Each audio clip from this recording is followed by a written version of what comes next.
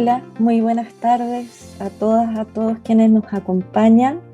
Les damos la más cordial bienvenida a la que es la cuarta sesión del Seminario Internacional que el Departamento de Filosofía preparó para este año. Comentarles una vez más a quienes están hoy con nosotros y a quienes van a escuchar van a ver este registro del seminario que está a cargo del profesor Paul Nord, que el Seminario Internacional es una instancia que el Departamento de Filosofía abre desde el año 2016, invitando a profesores y profesoras extranjeros de reconocida trayectoria que tienen también la generosidad de compartir sus trayectorias investigativas con el equipo del departamento, pero sobre todo con nuestras estudiantes y nuestros estudiantes, que constituye una experiencia, bueno, de un valor incalculable y que nos permite también ofrecer un seminario que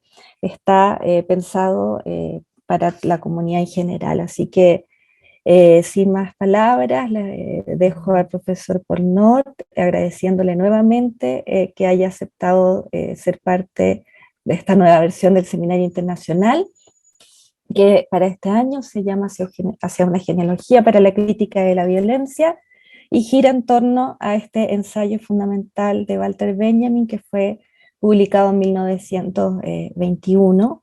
Y bueno, la propuesta ha sido recorrer algunos motivos, conceptos que son vertebrales en el texto.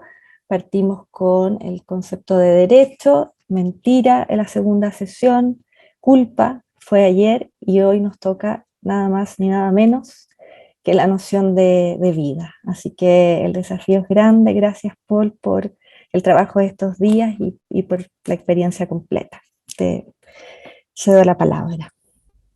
Muchas gracias, Marcela. Gracias a todos y todas por volver y por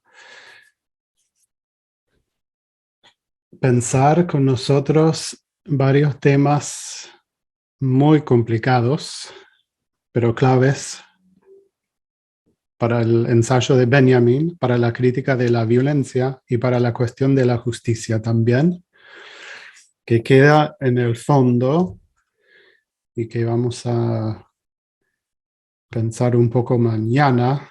Para decirlo de antemano, yo tengo muchas dudas en respecto del concepto de la justicia. No estoy de acuerdo con Benjamin, creo. Entonces tengo que ir con él un rato más, para ver si es tolerable para mí. Todos van a tener sus propias direcciones respecto al concepto de justicia. Y bueno, en general, lo que la justicia otorga, da, nos ayuda con la vida en este ensayo. Entonces hoy vamos a lidiar un poco con esa idea, esa palabra más bien, que es una palabra casi totalmente vacía, no por ser un empty signifier, sino Perdón, un significante vacío. Sino por estar tan lleno de cosas y historias, mitos y otros conceptos, intuiciones, tan llena de deseos durante 2000 años, donde por supuesto no era una palabra sola, pero hay una continuidad de palabras que más o menos protegen un núcleo vacío lleno, digamos. Entonces es casi imposible hablar de la vida. No tiene significado, o tiene muchos. Pero quiero decir algo más de que es ambiguo, y no quiero decir que hay que definirlo bien. Quiero decir que en varios momentos de su historia, la palabra vida contenía o designaba todas las posibilidades y actualidades posibles y actuales. Es una palabra con una función muy importante. Cuando uno dice vida, no importa si es Aristóteles o Benjamin o Hegel, estás demarcando un campo de la totalidad, por lo menos del ser humano o de la naturaleza o de la esfera divina, o posiblemente de todas las esferas que mencioné. Quiero decir, señala una agregación imposible de representar, que es todas las posibilidades y actualidades posibles y actuales. Vida. ¿Quién puede decir vida? Entonces, nadie puede llenarla, nadie puede ir contando todos los significados que tiene, todas las posibilidades que abarca, ¿no? Bueno, Benjamin no intenta hacer eso. Usa la palabra en momentos claves acá. Y preserva la función que tiene en el discurso, que es marcar la cosa más importante, la cosa más grande, la cosa más clave, algo así. Un campo lleno vacío. Entonces, tenés que, para lidiar con la vida o vida, tenés que ser o muy loco o poder siempre disminuir un poco el desafío que te da. Pero es verdad también que en las épocas en las que es una palabra clave, tiene determinaciones distintas. Vida expande y se comprime dependiente de la época y que quiere la época de la palabra.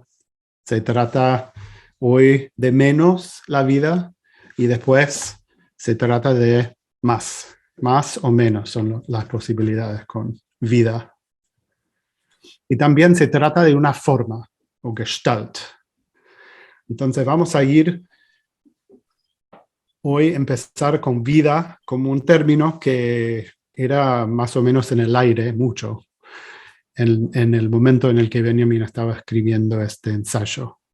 Y luego vamos a ir hacia lo que él llamaba, pensando en Erich Unger y en otro también como Ernst Mach, el problema psíquico-físico o psicofísico.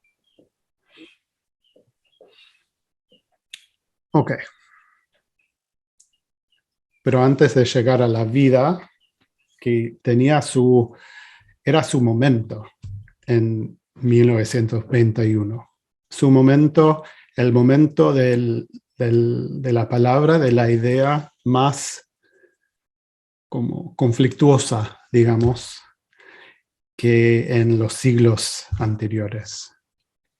Entre el nietzscheanismo, el bergsonismo, el biologismo, como lo llamaba Heinrich Rickert, el profesor de Benjamin y de Heidegger y de Max Weber y muchos otros. El biologismo. Y también la fenomenología. Todos era una batalla constante alrededor de la palabra vida. Y el profesor de Benjamin, Heinrich Rickert, iba luchando contra la idea de la vida. Lo que él llamaba mera vida, que Benjamin adoptó y cambió un poquito.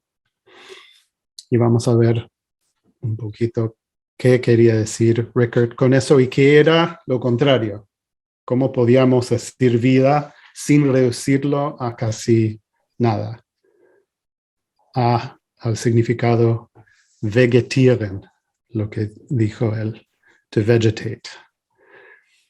Eso es lo que él leyó en el discurso alrededor de la vida en su época, que vida significaba vegetieren. Vegetar. Vegetar. Y dice, bueno, no hay ningún problema con vegetar, pero si vamos a definir la vida así, su problema era que no iba a haber filosofía más. ¿Qué puedes decir más que vegetar? Por ahí la biología podía hacer la taxonomía de vegetación, formas de vegetar, pero la filosofía se ocupaba con otras cosas, principalmente para Rickert, la cultura, lo que él llamaba la cultura, que era un sistema de valores. Pero antes de llegar ahí, vamos a repasar un poquito, y por ahí hay preguntas todavía sobre la culpa.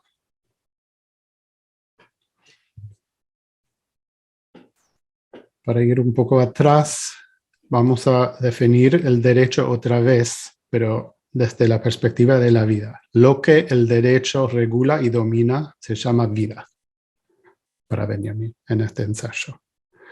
Lo que porta, carga la culpa, se llama vida, según Benjamin. Y solo, como la palabra es auslösen, solo to release, suelta. Soltar, sí. Suelta la culpa con la muerte. Sí.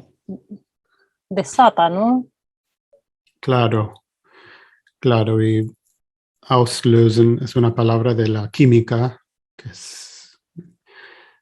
es como cuando un catalizador, no sé, interactúa con químicos y cambia la organización. Voy a repetir que vida bajo derecho se organiza así. Un individuo sometido a una orden casi completamente invisible, que se manifiesta sobre el individuo, a través del individuo, como violencia contra el individuo. Un individuo sometido a un destino fijo. El destino es vivir bajo la ley. Es decir, en cada momento, como ves en el ensayo, en el mito de Niobe, cualquier momento podés transgredir, ¿cómo se dice? Transgredir el límite del derecho y se expresa con violencia, pero en ese momento también, como con la culpa, te individualiza. Sos un individuo solamente cuando el derecho actúa en contra de ti. Bueno, este patrón que es el derecho tiene un antepasado. Un ancestro o un antepasado, sí. Claro. Que es la culpa y especialmente el modelo arcaico que Benjamin ve con Hermann Cohen como el modelo del derecho. La culpa también individualizaba. La culpa te hace un individuo, sos vos, solo en función de que cargas con la culpa de un crimen. hasta morirse. Y morir es el señal de la culpa porque es el único momento en el que se va. Y eso, según Benjamin, en este texto y en sus trabajos alrededor de Cohen, y también un poco de, ¿cómo se llama? Goldberg. Me olvido del nombre. Es difícil. En otro idioma me olvido de nombres siempre. No sé por qué. Se puede leer la historia de la culpa en muchas fábulas, muchas leyendas. Y puede ser que en ciertos géneros de literatura es la intención fundamental de la literatura misma, comunicar la culpa, ¿no? Dar el origen a la culpa. Por lo menos la tragedia griega y muchos de los mitos en la Biblia. Benjamin cita el jardín de Edén, o está pensando en eso, donde el argumento principal se configura.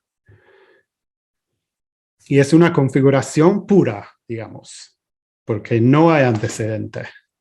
En el jardín hay una acusación que imputa la culpa a alguien que no podía entender qué hizo, que era un crimen, que era prohibido. Entonces es un tipo de tautología histórica. Adán y Eva no sabían nada, no podían, no tenían el conocimiento para distinguir entre error y verdad, o lo que deberían hacer y lo que no deberían hacer. No existía el moral ni el conocimiento. Entonces la culpa son culpables de la culpa, pero eso es algo put on them by God. Que les impuso Dios. Claro, es algo impuesto. Y eso es importante en la historia, que es un origen puro porque no hay una línea de razones, no hay lógica, es alógica. Sos culpable porque sos culpable. Después de eso, entonces, por eso es una especie de historia de origen. Después de eso, hay una cadena de razonamiento de la culpa. Sos culpable porque Adán y Eva, etcétera, ¿no? Pero antes nada. Nacimiento histórico puro de una forma de vida, digamos. Y queda no dicho, pero entendido en el ensayo de Benjamin que vivimos en esa época. Ese rasgo arcaico, esa lógica arcaica sigue, ¿no? Y el derecho es la forma más corriente, más moderna de esa lógica. Vanessa.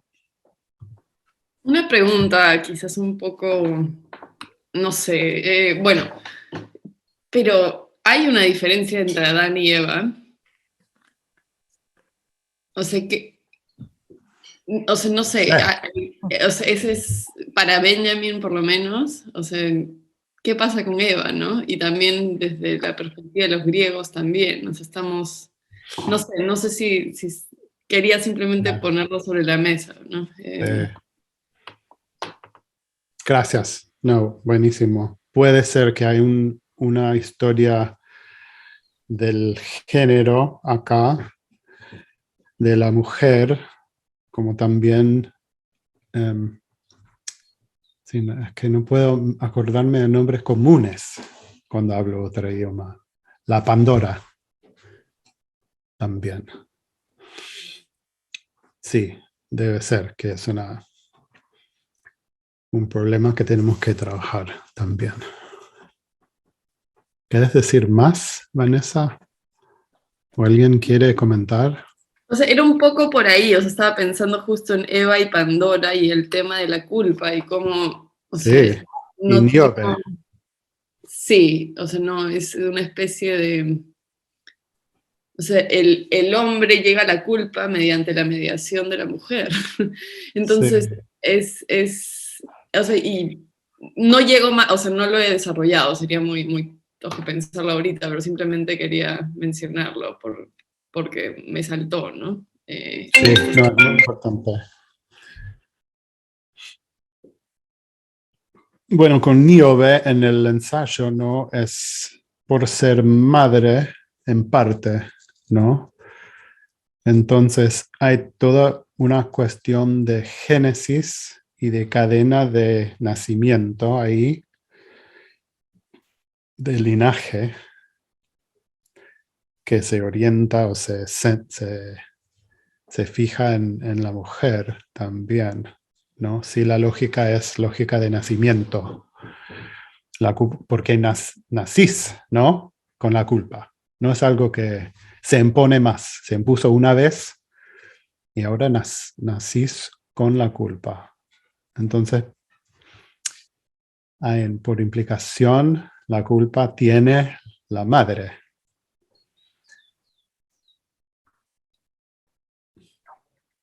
No, Willy, ¿quieres decir algo o quieres aplaudir? La culpa tiene la madre y él aplaude. No, es que también da la muerte, ¿no? La vida a la muerte. Tiene como el mismo rango, ¿no? Sí. Estaba específicamente pensando en un poema de la Mistral que puso en escena acá, por lo menos la escena al local, Patricio Marchán, ¿no?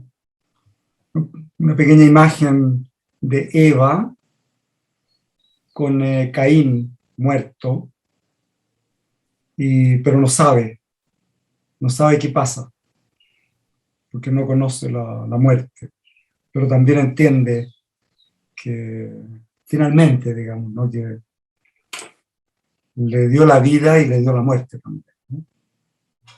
Entonces tiene una misma estructura que lo de la culpa, ¿no? Uh-huh.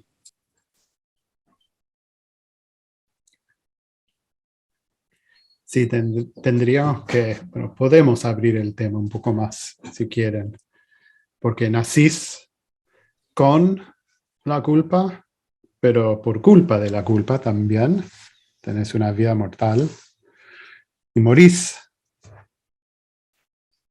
por la culpa también. Es el milieu de la vida moral en este linaje, en este marco. Alexis. Sí, preguntarte un poco por justamente esa conexión entre vida, culpa, pero también deuda, ¿no? Porque uno dice una vida que está siempre, es siempre culpable, está siempre también endeudada. Y eso lo quería conectar justamente con una frase solo de, por ejemplo, la vida de los estudiantes, donde Benjamin un poco da cuenta de el hecho de que si los estudiantes no tuvieran que estudiar,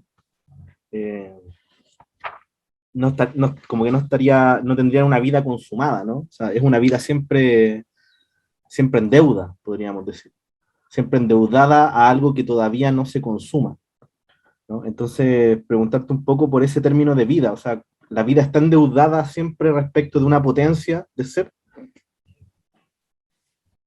Sí, voy a poner un texto. A ver, no sé si lo... no sé si...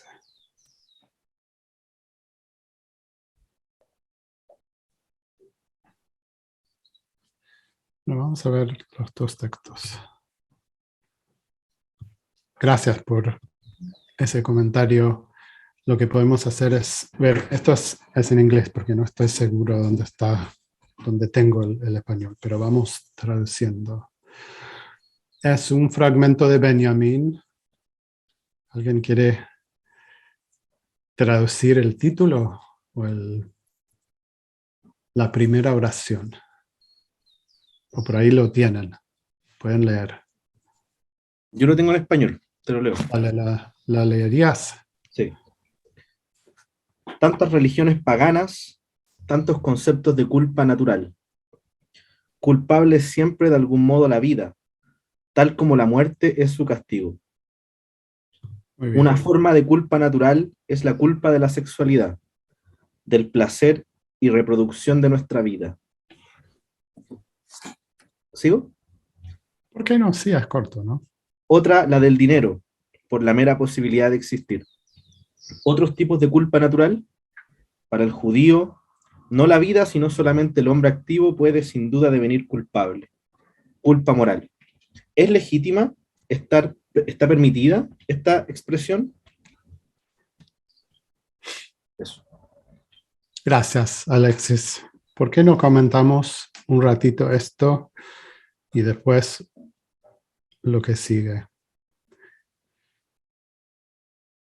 Estamos acostumbrados por leer a Heidegger y también por saber lo que hacía Nietzsche con el concepto de culpa deuda. Era su innovación, porque en alemán la palabra es la misma, pero no es la misma. Deuda se dice en plural, Schulden, y culpa se dice en singular, Schuld. Hay una distinción. Una cosa interesante es que tenemos en inglés la palabra shoulder, acá, Schulden, que es la misma raíz. Lo que cargas en los shoulders, la deuda, la culpa. Así que no se puede confundir los dos en alemán tan fácilmente. Nietzsche jugaba con las palabras porque hay una estructura similar entre deuda y culpa. Te define porque te acompaña durante la vida. Te apunta hacia el pasado. Y hay una cuestión, ¿cómo voy a sacar este peso de encima? ¿No? Siempre. Igual son distintos. La culpa no se puede liquidar, pagar la culpa. No se paga. Bueno, Benjamin está haciendo una lista de conceptos de la culpa acá, que él llama pagano, aunque agrega al judío también. ¿Y cuáles son los rasgos que tienen en común? ¿Tienen ideas?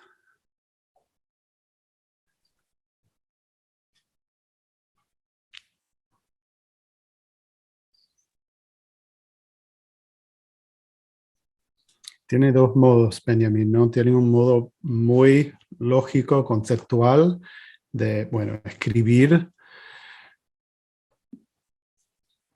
Y tiene un modo de producir ejemplos siempre, como si fueran evidencia, digamos. Bueno, para un antropólogo no sirve, ¿no? Si haces esto, es un crimen. Es como hacer antropología del siglo XIX, es como decir de tu silla lo que se te ocurre. Igual tiene más fuerza lo que está haciendo acá, ¿no? No quiere decir nada sobre los paganos. ¿Qué quiere hacer? ¿Qué tipo de nota es?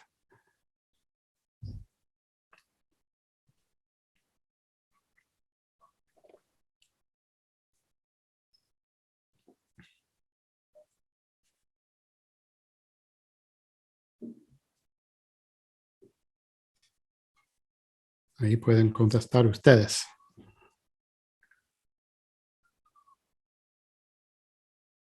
Y descansan de mi español horrible.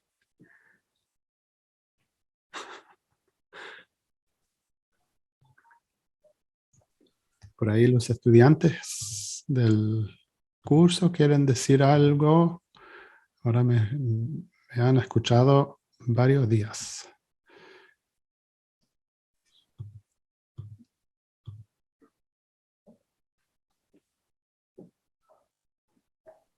¿Qué quiere hacer Benjamín acá?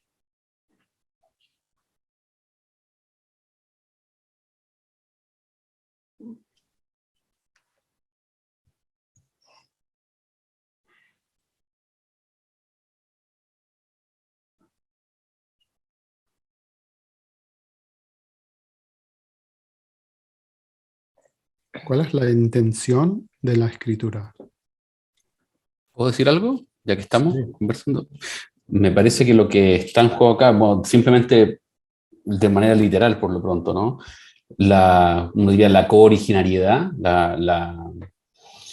entre vida y culpa, ¿no? Es decir, que la vida y la culpa son cooriginarias, ¿no? No hay tal cosa como la release, como tú llamabas antes, de una respecto de la otra, sino que conjuntamente se acompañan la una a la otra. Y por lo mismo esto es algo que es interesante, que bueno, es una noción que utiliza a menudo Benjamin en estos textos que están aparentemente en vecindad con Cohen, ¿no?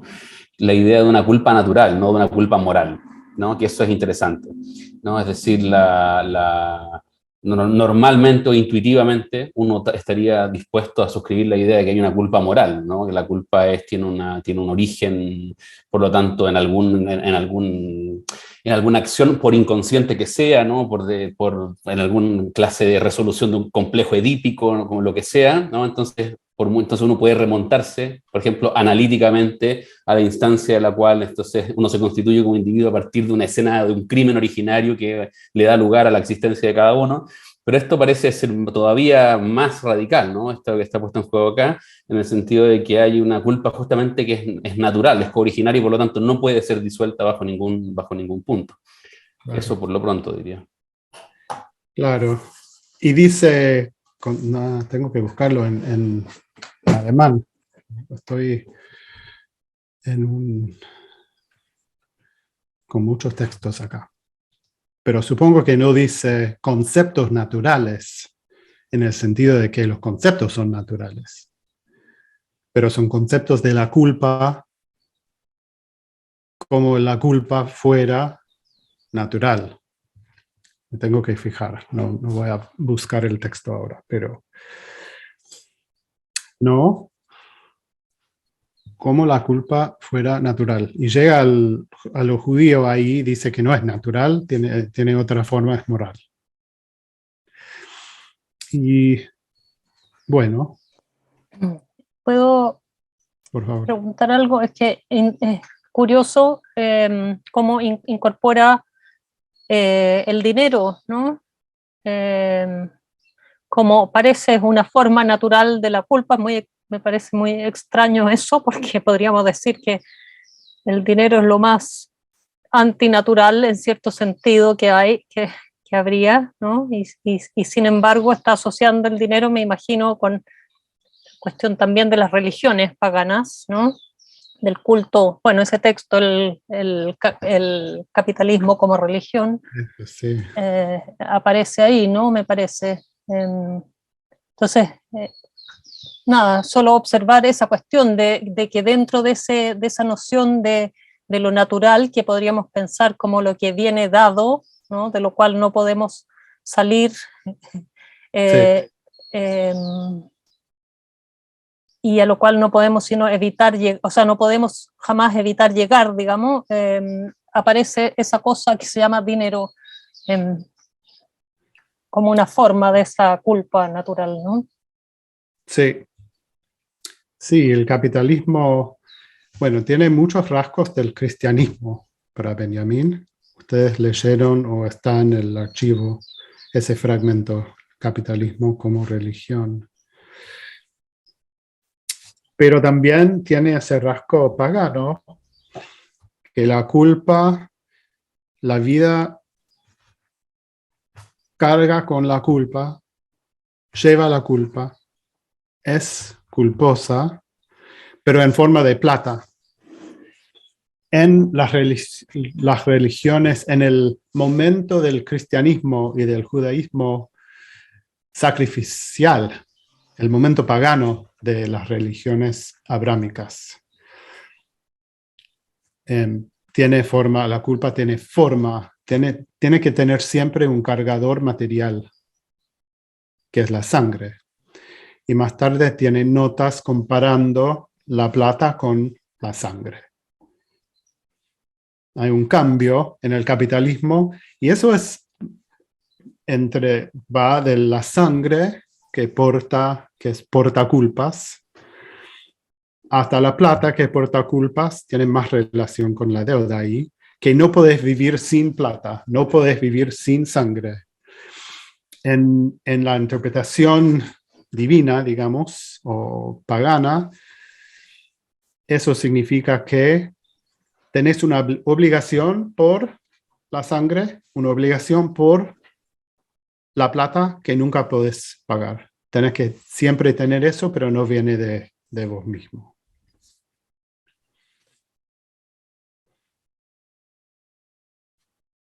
Y los judíos, hay preguntas ahí, es un poco extraño la manera de pensar, ¿no? Perdón, eso es muy interesante, por supuesto, ¿no? Si puedo meter la cuchara, como se dice en chileno, perdón, intervenir, meter la cuchara es intervenir. As long as it's not a knife. No. Que es el problema. Esto es algo que a mí hace mucho me llama mucho la atención en estos textos también tempranos de Benjamin, a propósito justamente de lo que hablábamos ayer acerca, por ejemplo, de esta especie de círculo, no mítico, creo, sino que teórico, conceptual, en el que Benjamin administra el proyecto, digamos, dentro del cual participa la crítica de la violencia, el proyecto amplio de la crítica de la violencia, que va, digamos, oscila entre la primera denominación llamada política y después una filosofía moral, ¿no? Y justamente cuando retira, ¿no?, el nombre de una política para definir el conjunto de textos que componen entonces esta escena, y lo llama filosofía moral, se refiere a la inscripción de la acción, Handlung, en la cognoscibilidad. Es un pasaje bastante preciso, bastante complejo, pero hay una serie de escenas en estos textos en los cuales la idea de acción, ¿cierto? Handlung es por excelencia el término alemán, es algo que está vinculado con el problema del mal, ¿no? Y por lo tanto con el problema de la culpa, que aquí es algo que se dice algo más o menos parecido, si no entiendo mal, ¿no? No tengo el texto en alemán tampoco, entonces no sé cuál es la palabra que está ahí utilizada, pero la idea que la acción está siempre destinada o involucrada en la idea misma de la culpabilidad, ¿no? Que es algo bastante misterioso, insisto. Además, justamente porque uno intuitivamente, por lo pronto, en principio, considera la idea de acción en cualquiera de sus dimensiones con algo vinculado a la política, por ejemplo. Entonces acá parece ser lo contrario, parece que hay un contramovimiento que no sé cómo resolver ni cómo administrar, pero me llama muchísimo la atención también en este caso. Desde ahí podemos ir un poco a Cohen, pero fijémonos un poco en lo que dice acá del judío, que me alegra porque siendo judío veo que mi vida no es culpable solo cuando hago algo. Bueno, ok. No sé qué tengo que hacer para no ser culpable, pero bueno. No la vida, sino el ser humano que actúa puede volverse culpable. La culpa moral, se puede decir eso, dice Benjamin. Es un cambio muy grande y es más o menos la cosa alrededor de que gira el argumento de Cohen. Que el judío, o como la tradición judía, no tiene este problema de expiación con la vida o con la sangre de la culpa de vida. Y vida no es culpa, vida es algo distinto. Culpable es lo que yo hago. Entonces hay un momento de decisión. Vamos a ver dónde dice eso. Pero Benjamin rechaza esa solución. A ver. Tengo que buscar mi...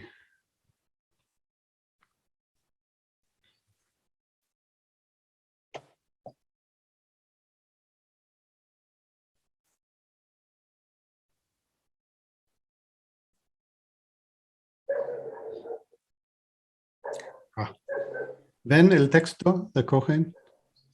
Ok, vamos a ir traduciendo acá. él asocia la culpa con el mal.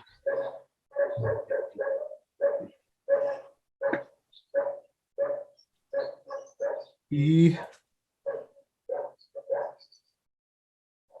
él asocia también la sangre con la culpa como algo natural, como hace, por ejemplo, el catolicismo cuando dice que lo natural es corrupto, ¿no?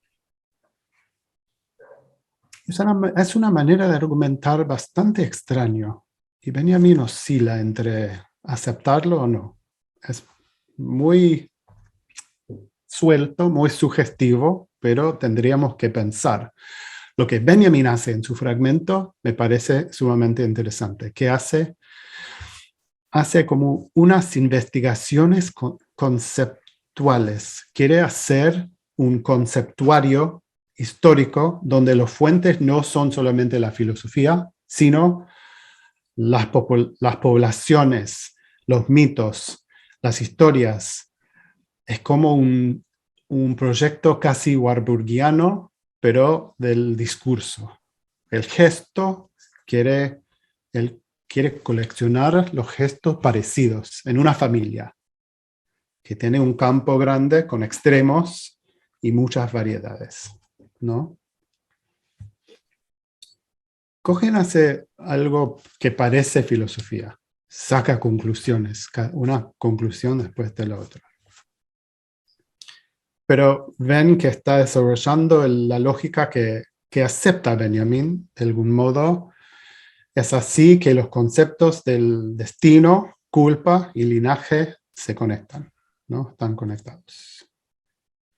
La historia de la cultura moral podemos seguir por mirar el desarrollo del concepto de la culpa, dice él. Vamos a repasar el texto un poco. Habla de la tragedia y del mito. En el mito, la culpa del individual se vuelve su destino. Y acá hay el complejo que a Benjamin le suena. Y también vamos a ver también que Erich Unger, que está leyendo Benjamin en este momento, también quiere enfrentarse con el concepto de la individualidad, que forma parte del complejo. Individuo, culpa, destino.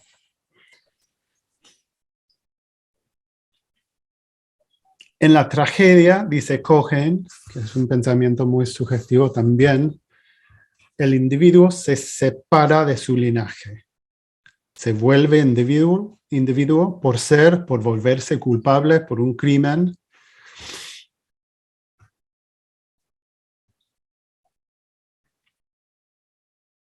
Acá.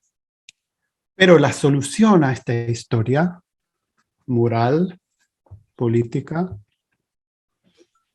es la ley y un sujeto nuevo, un individuo nuevo que acepta responsabilidad por sus acciones, según Cohen.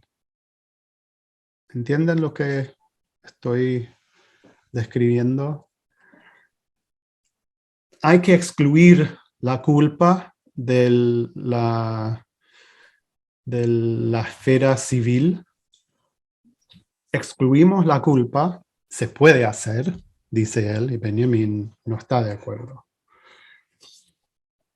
Donde el derecho es un sistema de reglas racionales y el individuo es como una imagen bastante liberal, ¿no? El individuo actúa consciente de las reglas y se toma la responsabilidad imputa a sí mismo responsabilidad, no culpa. Responsabilidad es algo autodeterminado del sujeto. Y de hecho es un complejo nuevo que quiere instalar Cohen pensando en Kant y el sistema judío, digamos, que es, hay la ley, pero en relación con la ley estoy libre, un individuo autosuficiente, y si la ley me persigue es porque hay una falta de responsabilidad.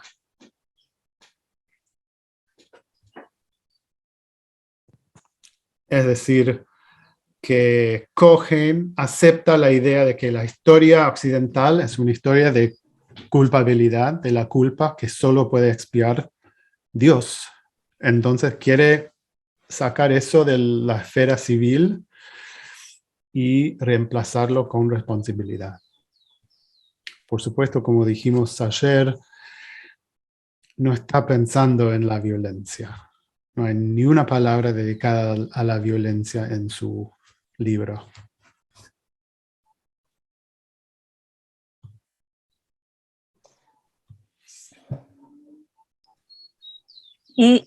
Perdón, y si no hay culpa en ese plano, ¿cómo llamaríamos a eso? ¿Hay error? Falta de responsabilidad. Si yo mato a alguien, el juez me tiene que decir por qué no tomaste responsabilidad. Aceptaste responsabilidad por la ley o por sus acciones. Pero no dice nada del castigo, ¿no? Que es un problema grande.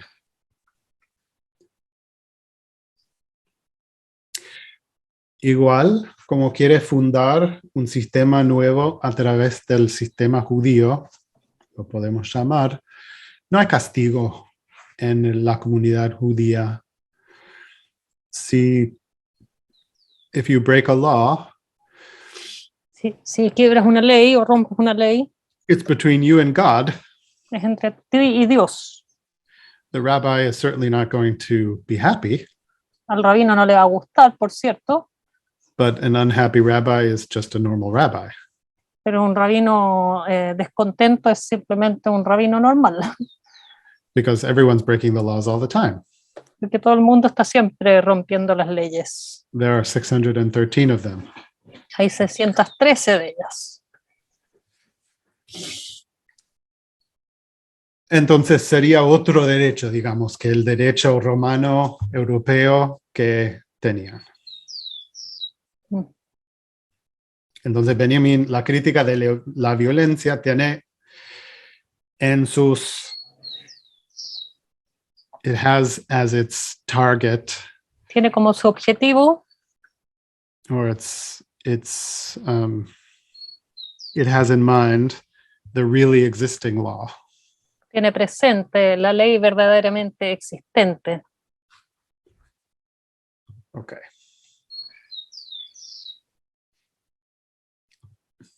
How are we? ¿Cómo estamos? ¿Preguntas, comentarios? Estamos todavía con la culpa. Estoy seguro que no vamos a llegar a la justicia. Hay una pregunta también, Por favor. otro fragmento de la misma época, en que Benjamin dice, la culpa es el concepto también universal, ¿no? Es el concepto de alguna manera a ver si lo tengo por acá, a mano. Es la categoría suprema, ¿no? Dice, propia de la historia universal, con el fin de garantizar la linealidad del acontecer, donde todo momento de la historia universal es culpa y culpable en cuanto a algo. Como que igual es muy materialista, ¿no? O sea, como cada momento depende de otro, o sea, cada momento es efecto de otro. Cada momento, podríamos decir, también está correlacionado con otro, ¿no? Entonces, ¿cómo entender ahí esas formas de enunciación de la culpa que a veces parecen tan distintas, ¿no? Sí.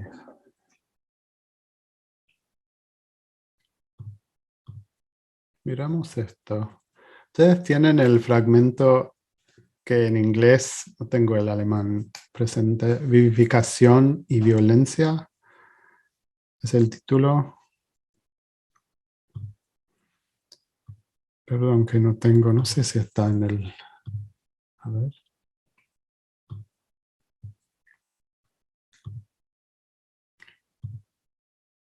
No. Bueno, vuelvo acá. Si tienen, mejor. Vamos a hablar un poco ahora del agua. Porque lo que empezaste a decir, Alexis, bueno, ¿cómo lees vos ese fragmento, esa frase? ¿Puedes leerla otra vez? Sí. Ahora este es un seminario, ¿no? Buenísimo. Es la categoría suprema propia de la historia universal, con el fin de garantizar la linealidad del acontecer, será la culpa. Igual ahí hay una idea de linealidad de la historia que podríamos contraponerla quizás con otras formas de concepción de la historia, ¿no? Alex, ¿en qué página está eso? Solamente para ver si encuentro el alemán. Eso es en los contenidos misceláneos, el volumen 6, la 117. Vale. El número es el fragmento 65 de 1918. Bueno, no sé si es este fragmento, pero este debe ser otro. Bueno, está trabajando ese complejo, quiere saber qué pasa con el tiempo, si el marco metafísico es la culpabilidad o culpa, ¿no? Y Claro. acá dice, bueno, es en el tomo 6, ¿no? Del alemán, el tiempo del destino es el tiempo que siempre puede hacerse simultáneo, no presente. Sí. Es otra etapa del mismo problema. Ese tiempo es bajo la orden del Schuld. Mira, cuando estábamos en el seminario conversando un poco de estos temas con la gente del programa, o sea, tentaba pensar la cuestión de que esa relación entre vida y culpa, ¿no?, que se manifiesta, ¿cierto?, de un modo particular para una crítica de la violencia, a partir del derecho y de la condena de la vida a estar siempre expuesta está destinada, ¿cierto?, a la culpa, enunciación similar del capitalismo como religión, ¿cierto?, donde la vida está condenada a la deuda, ¿no? Pero en estos otros pasajes aparece como una otra forma de pensar la culpa, ¿no? Y que de alguna manera tendíamos, o al menos como tendíamos a leer un poco, la posibilidad de pensar, por ejemplo, una deuda ontológica, ¿no? Una deuda ontológica en cuanto a estar siempre incompleto, pensando específicamente en la contraposición de la idea de vida que tiene Benjamin con Rickett, por ejemplo. Una vida consumada y una vida no consumada, ¿no? Pero es solo como una idea, como para problematizar, ¿no?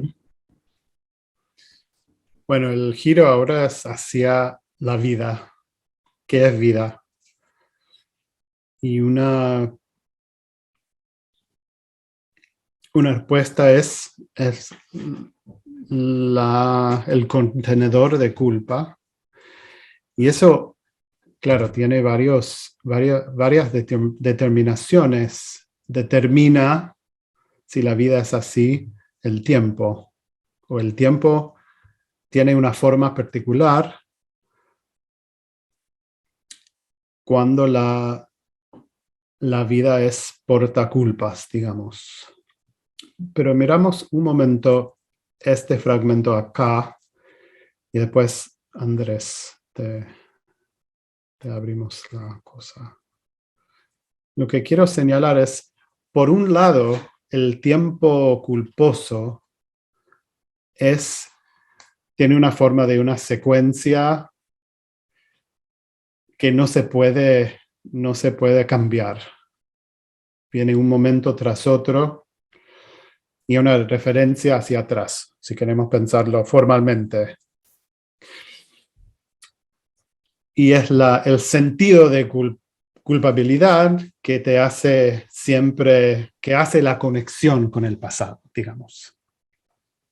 Pero esa misma forma del tiempo, su apariencia verdadera, real, es como un lago o una ciénaga. Es algo que no se mueve, que no es secuencia, que no es nada más que un momento. El momento de la culpa.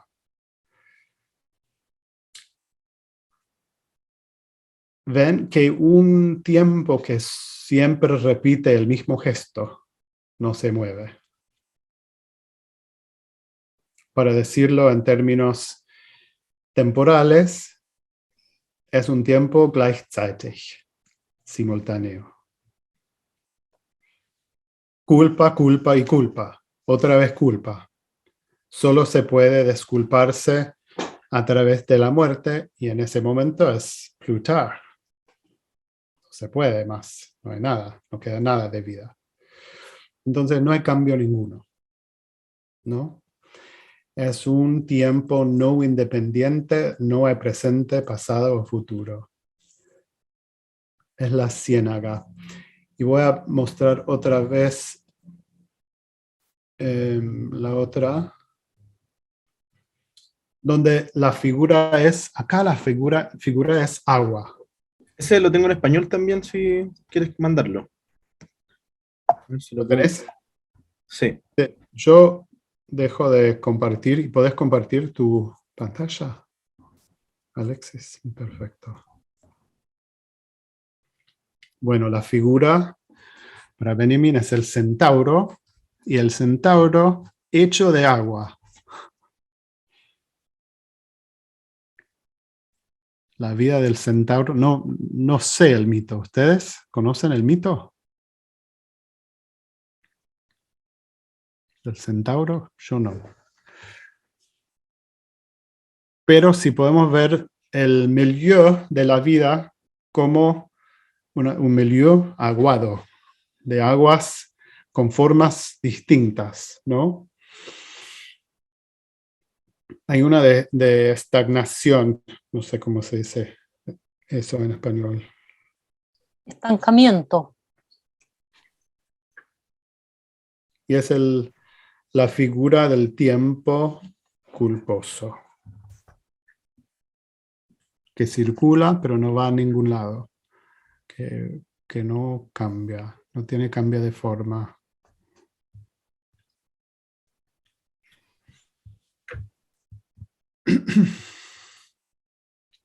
¿Qué, un trascendental fáctico?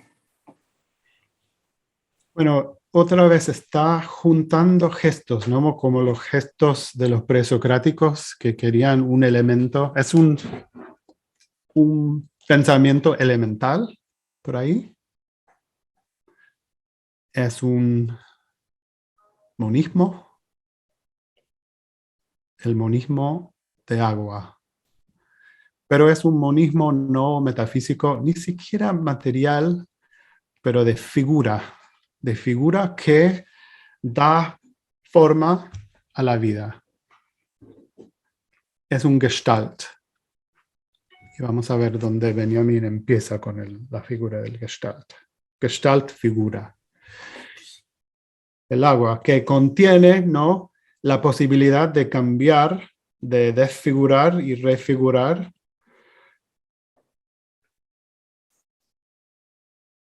Y también ven que es el agua que vivifica. No sé ¿cómo se dice acá? Sí, vivificada, como vivificadora, ¿no? Claro. ¿No? Entonces la vida está identificada con el agua. No es que el agua está viva como un animismo, es que la vida es como agua, es agua que vive por cambiar de figura.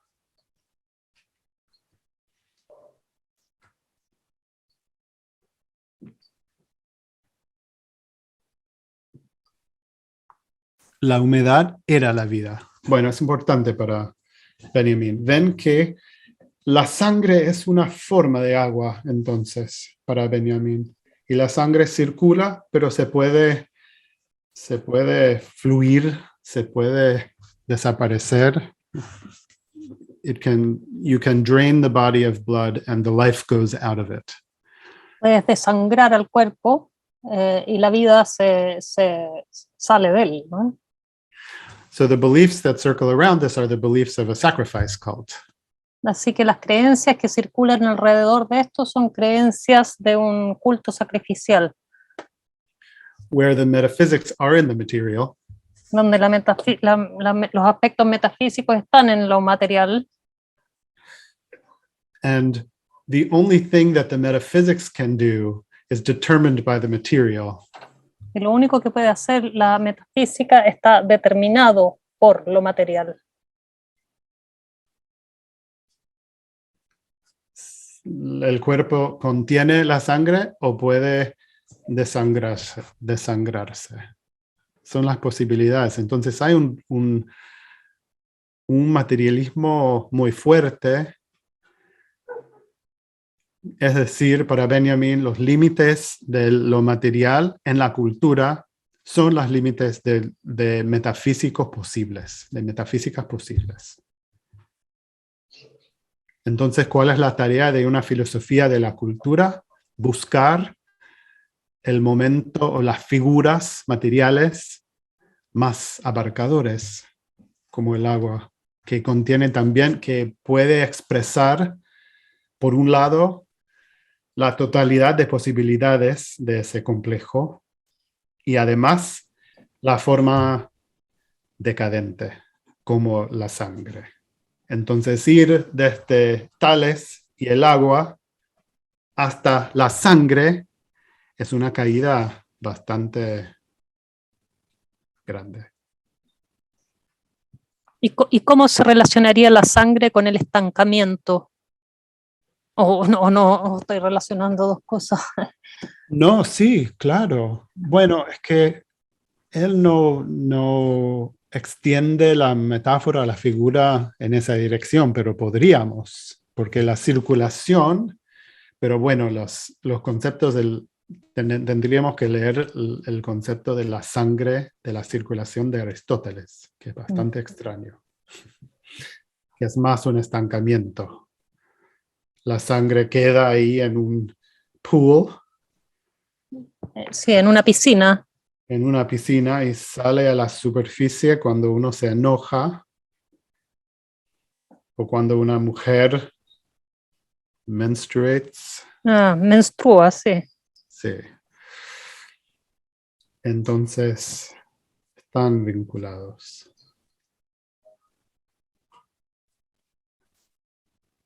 Es decir, que el derecho es un culto pagano. No es un culto de agua, sino un culto de sangre. Andrés. Perdón que tardamos mucho en... Sí, no sé si se acerca a lo que ahora estamos, pero a propósito del tiempo de la culpa, intentaba articular algo así como una pregunta por la lengua de la culpa,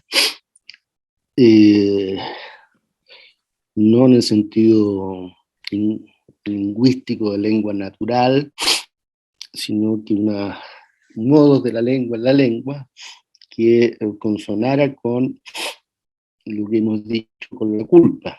Pero una pasada por la lengua natural tal vez sea necesario para volver a la lengua de la culpa al interior de la lengua natural. La palabra castellana culpa tuvo muchas dificultades de ser traducida a la lengua americana, particularmente eso se puso en evidencia cuando a mediados del siglo XVI, tanto en virreinato del Perú como en México, se hicieron catecismos en lengua americana, por llamarle de alguna manera, y en el caso del virreinato peruano, se traspuso por Jocha, que es palabra a la vez aymara y quechua. Y el Cocha, en la realidad preexistente a la llegada de los europeos, de la deuda. Entonces, para decirlo rápido, había modos específicos del don y contradón. Obviamente el que tenía más, el Inca, le hacía un don fuerte a cualquiera de sus grupos súbditos, digamos, y obviamente los deudaba, y eso no paraba, digamos, hasta que hubiese una caída del poder instituido, digamos. Y en el caso más de los grupos masónicos, los grupos caníbales, la cuestión se jugaba también en un don y contradón, en cuanto el canibalismo tupí, por ejemplo, se hacía por venganza, la traducción de la palabra tupí, que ahora no recuerdo exactamente, por venganza para en el fondo, la cuenta. Y ahí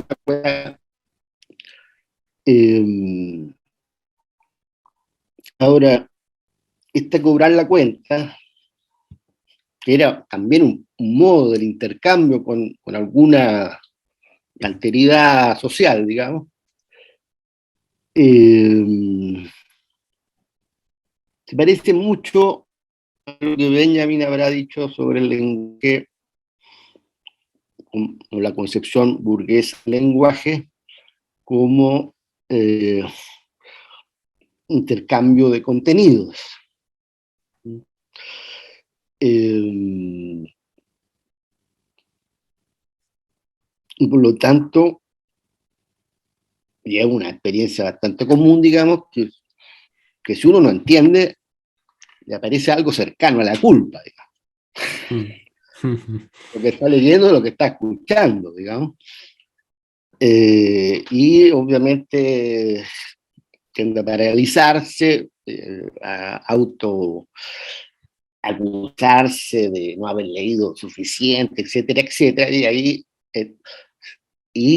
se pierde la idea del acontecimiento. Ahora Benjamin nos habla de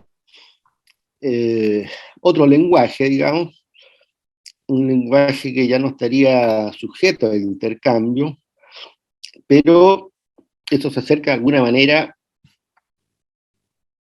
o a la lengua del paraíso, digamos, la experiencia de Dios, o a una esperanza mesiánica, o no sé si mesiánica exactamente, pero una lengua pura, digamos, que de alguna manera se puede leer ateológicamente. Sugería el otro día, a propósito de la cosa, de la cesura en Hölderlin, y probablemente una lengua del no intercambio, o por lo menos que interrumpa esa experiencia de la lengua, es lo que en parte se va elaborando en lo que llamamos ficción, o más ampliamente Dichtung Gedicht.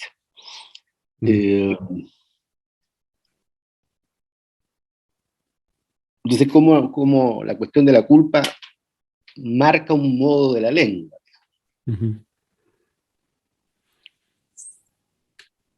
Sí, es un pensamiento genial. Me hace pensar en algunas cosas. Primero, lo que decías del problema con la idea de culpa, con la traducción en la era colonial. Sería muy interesante, una disertación buenísima, una habilitación, creo, muy compleja. Pensar la colonización como el intento transferir la culpa europea y ese marco a los que no tenían esa cultura, cuya sangre no era como marcada por culpa. Qué interesante ver la colonización así, que implica también la traducción de la palabra, pero significa que por ahí no podemos descolonizar tan fácilmente. Tendríamos que lidiar con la culpa transferida. También podemos ver, como decías, muy bueno porque coincide con el argumento del fragmento sobre el capitalismo, que por ahí la lengua cotidiana de comunicación es una vía de transferir la culpa. Benjamin lo llama, habla de Sorgen, de, ¿cómo dirías eso? Daily, everyday concerns. Cuidado. Sí, no es... De preocupaciones. Preocupaciones, mejor. Sí, preocupaciones cotidianas como Besorgnissen son cosas que yo voy al supermercado porque ich muss mich etwas besorgen. Tengo que comprar Resolver algo. problemas. ¿Ah? No, es más Preocuparme de algo. ¿Cómo? Ocuparme de algo, preocuparme de algo. Sí, ocupaciones, preocupaciones. Eso, claro. Que es donde uno hacer mis asuntos. Eso, sí, pero los asuntos son más o menos disminuir y es donde el menos y el más de la culpa va. Yo tengo menos culpa porque compré lo que necesito. Tengo menos Besorgen. Y si no lo compro, tengo más Besorgnissen. Por ejemplo. Qué bueno esa reflexión. Voy a pensar más en eso. Bueno, está Die Sorge des Hausvaters, ¿no? Claro, pero Sorge es otra cosa. ¿Es de Sorge la palabra? Está traducido como preocupación. Besorgen. Ah, ok. Que son lo que pasa con la cura, la Sorge bajo el capitalismo. Se vuelve preocupaciones o ocupaciones o lo que puedo resolver dentro de un día, pero todos los días que nos ocupan las preocupaciones. Bueno, es otro tema, pero debe ser una forma de culpa en este culto en el que vivimos. ¿No? Comprar, vender. Si no, no vivo. Me compré un pavo porque es el día del Thanksgiving. Sin el pavo, o sin la hamburguesa, o sin las verduras, no como, no vivo. Bueno, ok. No sé dónde estamos.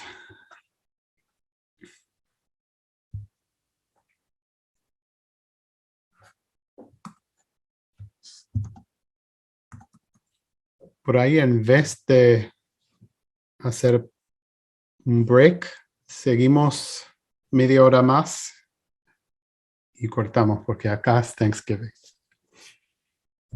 ¿Les parece? Podemos dar gracias al final por terminar. Libera la culpa, ¿no? Eso. Y claro. por Thanksgiving tenemos acá mucha culpa porque es el día en que festejamos los inmigrantes y sus violencias en contra de la gente indígena. Pero ahora es un día no feriado por el capitalismo, no por el pasado. Entonces, festejamos, compramos mucho. Una pregunta que tenemos que plantear es, ¿qué es la vida si no es la mera vida? Es la pregunta que no contesta Benjamin. No dice nada respecto a esto. Hay pistas, pero no dice qué será. La vida no mera, ¿no? Hay otra palabra, hay dos sincategoremas. No sé si tienen esa palabra, sincategorem. En Benjamin, que son kantianos, pero lo usa de su manera, ¿no? Que es blos y rein. Mera, se puede decir, y pura. Mera y pura. Nada puede ser mera y pura. Es o pura o mera. Un concepto, una figura, una vida mera y pura. Y lo que decía yo respecto a la vida, que es algo llenísima, que tiene muchas determinaciones, tantas que en cualquier época, si la vemos como algo histórico, tiene tantas las determinaciones con las que una época se definaba. Pero en una época también es lo extraño de esta palabra, suele significar todas las posibilidades y actualidades, ¿no? Que la vida es siempre pura. Es una característica de la palabra. No es una palabra que usa mucho Kant. Es una definición clave que Benjamin conocía de Kant al principio de la doctrina de las costumbres. Pero no es una palabra que Kant usa, demasiado antropológico, no sé. Pero para Benjamin es clave en este momento y es algo que debe ser pura porque tiene que contener todo lo posible. Si no, morimos, ¿no? Sin vida morimos. Tienes que tocar todos los momentos y cuando decimos la vida, esa es la vida, decimos eso, ¿no? Que es la vida pura. Pero Benjamin no habla de la vida pura. Y no hay muchos momentos en la historia de la filosofía alemana donde habla de la vida pura. Aunque cuando habla de la vida pura, Hegel, en un texto temprano, que es el espíritu del cristianismo, habla de reines Leben, y Hölderlin también en estos 2 años, 98 a 1800, también está escribiendo sobre la vida pura en el Grund zum Empedokles. Hegel por lo menos está pensando en el Gospel of John. ¿Cómo se dice? En el Evangelio de Juan. Eso. Donde un concepto similar aparece. Reines Leben es Jesús, pero con el Espíritu y con el Padre. Es la Trinidad en total. Tiene todos los aspectos, Reines Leben. Y Hegel dice que la vida pura es la tarea, pensar la vida pura. Todos los actos, pero hay que tomar distancia de todos los actos específicos y ver el poder de actuar puro, dice Hegel. Es algo como el espíritu que fluye adentro del hombre Y por eso, no sé si Benjamin leyó este texto, creo esa fama que tiene la frase pura vida, que Benjamin no la toca, porque tiene el perfume de la culpa, de la sangre, del espíritu que ocupa el ser humano, de la vida santificada.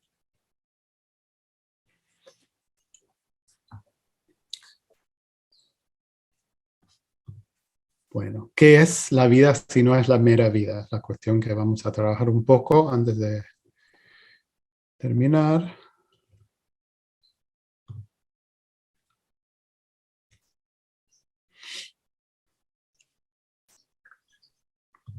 Vamos a ver, vemos ahora qué dice.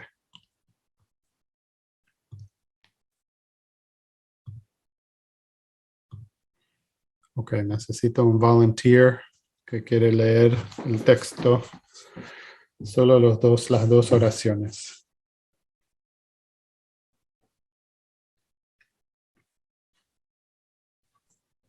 Yo la puedo leer. Dale. Pues la sangre es símbolo de la mera vida. La violencia mítica es violencia sangrienta que se ejerce sobre la mera vida por causa de ella misma. La pura violencia divina lo es sobre toda vida por causa del viviente. La primera exige sacrificios, la segunda los acepta. Gracias, Diego. Son oraciones que si lees el ensayo son muy poderosas, que conocen todos, pero son un poco misteriosas. Ahora logramos, creo, descifrar un poco la primera. La sangre es símbolo de la mera vida. La mera vida que es la vida sometida al destino o al derecho, que se define en términos del culto.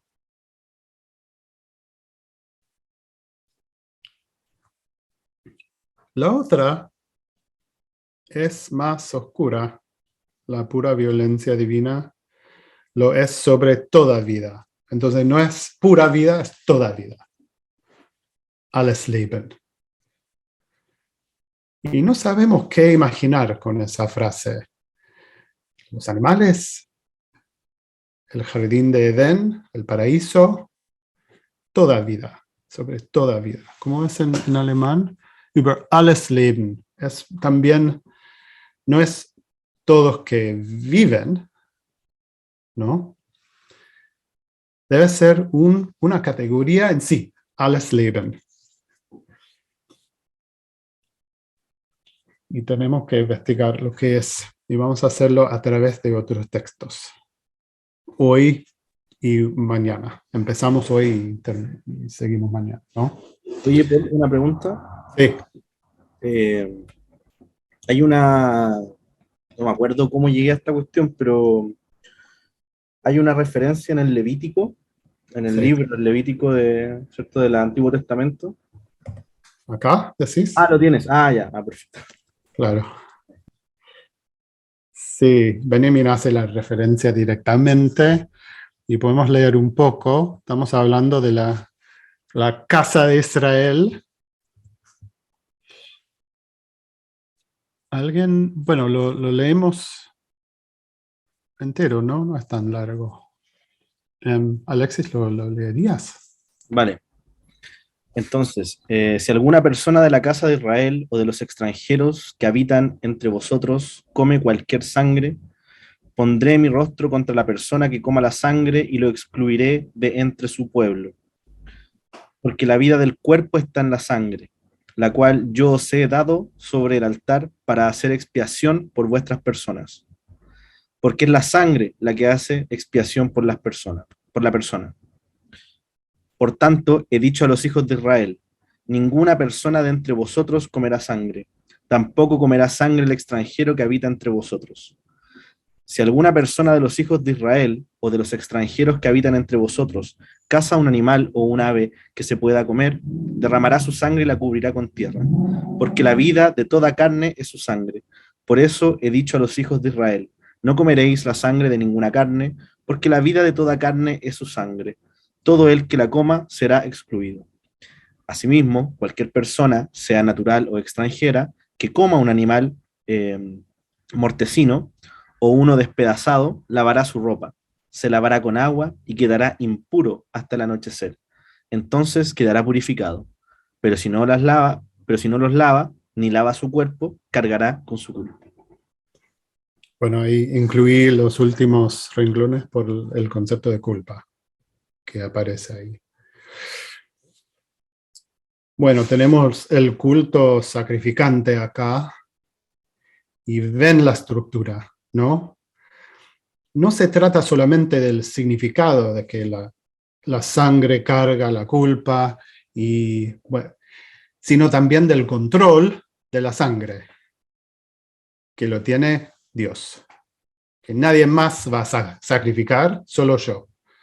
Y eso ven un poco como Benjamín puede imaginar que el derecho es una copia directa, o que la posvida de este culto, o que revivificó en el derecho. Él no hace la conexión históricamente, pero sería interesante, ¿no? Ver los orígenes del Lex Romana o del Lex Romana cuando nació de vuelta en Early Modern Europe. En la Europa temprana, o sea, en la Europa moderna temprana. Sí, no, más o menos. Sí, no, está bien. Se ve claramente también en Hobbes, que es especialmente en las leyes, ese texto. Bueno, ven el control.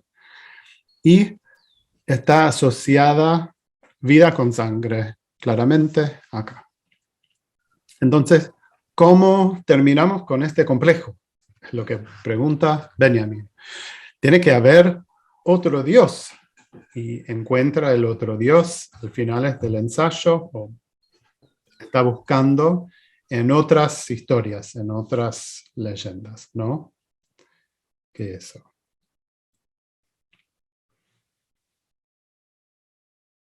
Ok. Sabemos negativamente qué tiene que ser la vida nómera, o la vida pura, o la vida toda vida, ¿no? ¿Qué es que no debería ser? ¿Tienen ideas? Yo tengo un par, pero por subtraer podemos llegar.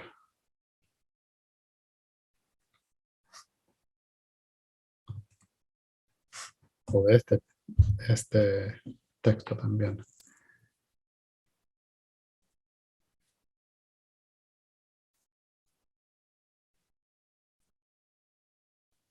Un culto donde la vida no es en la sangre, que es interesante, ¿no? Porque hay un discurso muy fuerte en este momento en Alemania sobre el Blut und Boden, sangre y tierra, ¿no? Además porque, por ejemplo, la violencia divina, dice Benjamin, acepta sacrificios, ¿no? No los exige, pero los acepta. Es la frase más sospechosa, ¿no? Y es sin derramar sangre.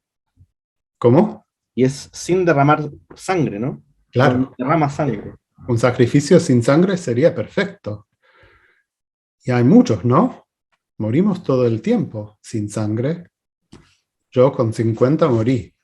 Ahora tengo 50. Morí sin sangre y por eso Benjamín decía que debe haber múltiples bar mitzvahs en la vida.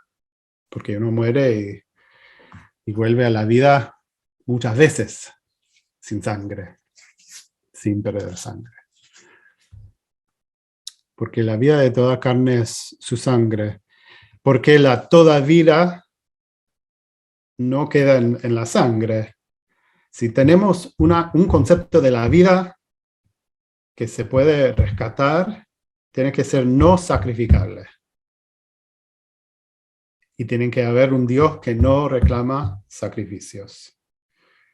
En términos de Rickert, tiene que ser una vida no vital, a devitalized life. Una vida desvitalizada. That is, there's one doctrine in the history of Europe that has to be repealed, and that's the doctrine of the sanctity of life. Es decir, que hay una sola doctrina en la historia de Europa que tiene que ser recusada, y esa es la doctrina de la santidad de la vida. This is how Benjamin reads vitalism. Es así como Benjamin lee el vitalismo. Vitalism is the afterlife of the doctrine of the sanctity of life in a medicalized world.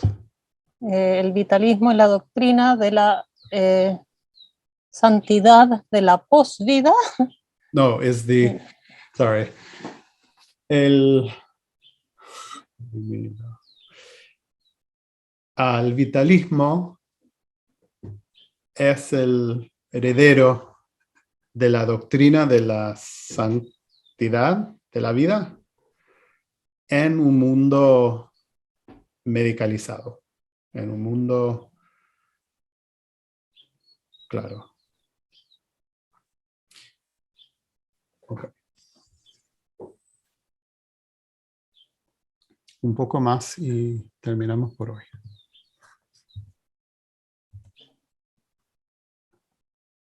Acá tienen para mostrarles otro concepto totalmente del reines Leben, de la vida pura de Hölderlin, donde hay una unidad, una síntesis del arte y de la naturaleza, de la cultura y la naturaleza, pero no vamos a demorar con esta obra porque es bastante complicado. Y tiene que ser para Hölderlin, reines Leben, toda vida, pura vida, una vida sin conciencia, solo con sentimientos, nur im Gefühle. Bueno, pero no vamos a ver, ¿dónde está el record? Miramos un poco Rickert para ver.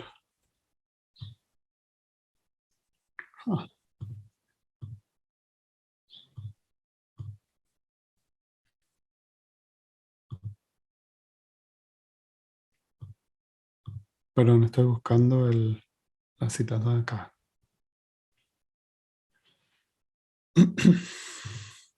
¿Es interesante o es el comentario del ensayo de Benjamin y la genealogía? Pero parece trabajo de una cucaracha, ¿no? ¿Qué piensan?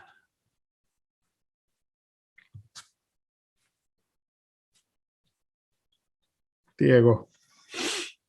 Tía, no sé si te pregunto de nuevo, si quieres podemos ver lo de Rickert primero y después te pregunto, porque es una pregunta más general. Entonces quizás podemos ver esto. Pregunta y después. No, te quería preguntar que, bueno, el concepto de vida en Benjamin es, voy a decir una tontería, es muy complejo. Pero no es complejo porque no solamente se restringe a la cuestión del problema del viviente, como aparece en estos textos, particularmente en la crítica de la violencia, sino que también está esta afirmación muy fuerte al inicio de la tarea del traductor, que conecta con muchas otras escenas de Benjamin, donde dice algo así como, digo de memoria, ni siquiera en las épocas de mayor confusión mental se ha supuesto que solamente los organismos están dotados de vida, ¿no?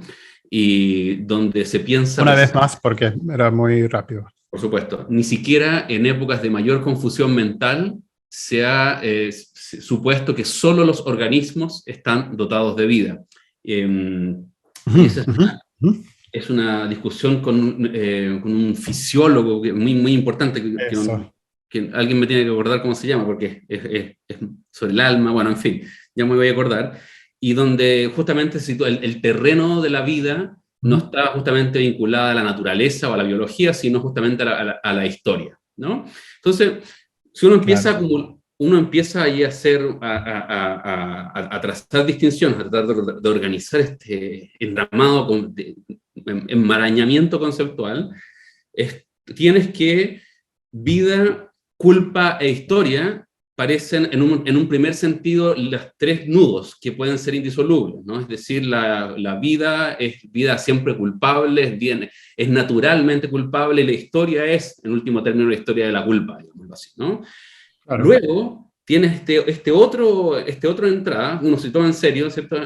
Dice, no es ninguna metáfora, ¿no? No es ninguna metáfora decir que, ¿cierto? Esto digo que solamente que la vida en realidad surge de la historia, no, ese es su territorio. Estoy citando nuevamente, digo ahora la tarea del traductor, ¿no? Esta escena segunda, ¿no? Que parece proponer una segunda constelación conceptual.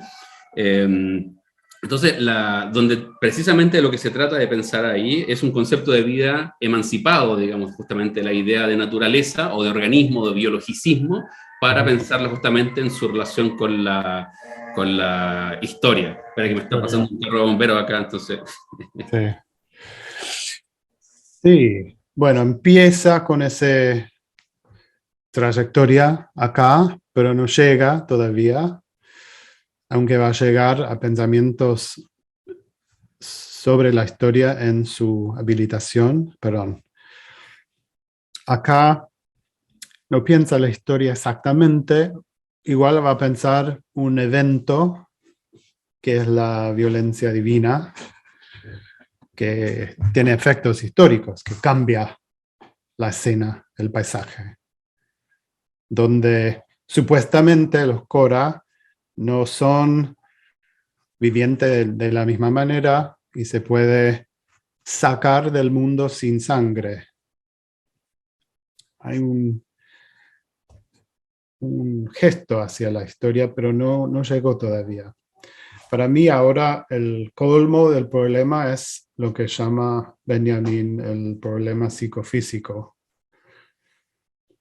Igual, la idea del organismo no es solamente biológico, y Benjamin sabía eso por haber leído a Kant. El organismo es teleológico, entonces tiene su metafísico, tiene su telos, su propósito, y se organiza no por mecanismo, sino por su propósito, por su objetivo, ¿no?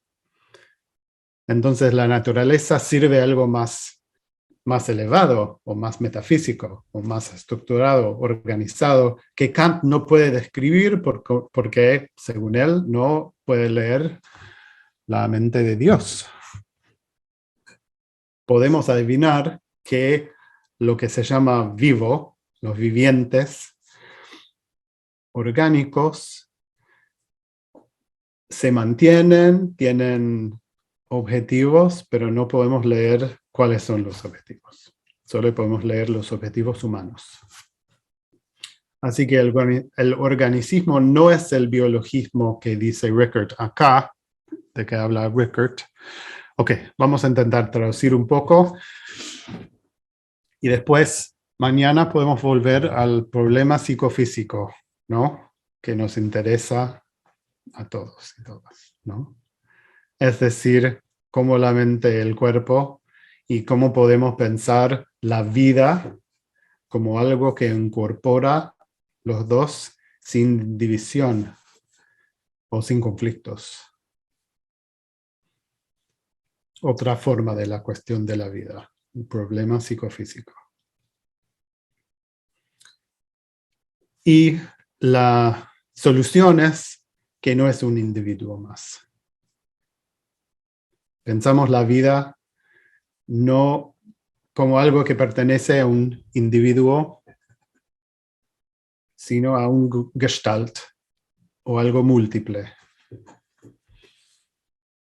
Rickert tiene dos categorías. Tiene una categoría que es la mera vida. ¿Por qué la mera vida? O ser vivaz, lebendig, lively. No es nada... Perdón, vivaz, sí. Sí, vivaz, ok, gracias. No es nada más que vegetieren, vegetar. es su crítica en el libro de 1920, pero Benjamin asistió a los seminarios de Rickert, donde desarrollaba estos temas. Aquí tenemos el libro Filosofía de la Vida, que es una presentación, una crítica de los corrientes filosóficas de moda de nuestro tiempo. ¿Tiene sentido? The fashionable streams of philosophy of our time. Sí, las corrientes filosóficas de moda de nuestro tiempo, sí, pero estaba bien. Ok. Y él los colecciona, el nietzscheanismo, el bergsonismo, el biologismo, el movimiento de los jóvenes, los movimientos Juveniles, sí. juveniles, todo que tiene una idea de la vida vital, que para él no dice nada más que vegetamos. Eso es la mera vida para él, vegetieren. Por supuesto, vegetar no es nada en sí mala, dice.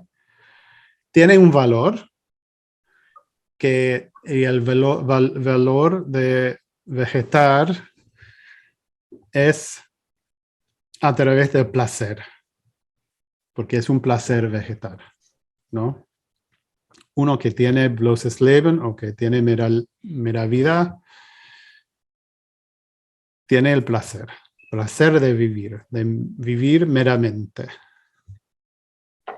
Es un tipo de jouissance, de vivir, que no podemos descontar, pero no es suficiente para describir al ser humano, ni siquiera en sus cosas más importantes.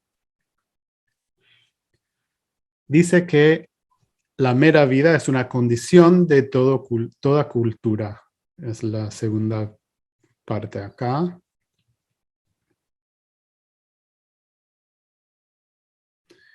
Y todo que está en contra de la mera vida es también en contra de la cultura, como el chastity en Tolstoy. La castidad en Tolstoy. Eso, que significa no vivir, que Nietzsche diría el asceticismo. El asceticismo ascetismo. Ascetismo, contra la mera vida, que es por lo menos vivís. Cuando vivís tenés placer. Pero él quiere desarrollar una filosofía de los valores que va más allá del Lebenswert, del valor de la mera vida, que es el placer. Wer nur lebt, lebt sinnlos, dice. Los que solo viven, viven sin sentido.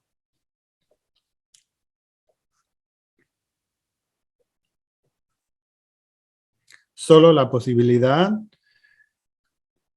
a través de la base de los valores del individuo, que no son valores solo de mera vida, podemos dar la vida valor. Y eso es la tarea. Y los valores son valores culturales, más como Benjamin designa como la violencia educativa, la Bildung, que nos da valores más complejas y que la vida más allá de la vida mera es arreglar la comunidad alrededor de valores que podemos usar como ideales o como regulativas para la vida. Ok. Eso es Rickert. Benjamin, en cambio, no tiene una filosofía de los valores.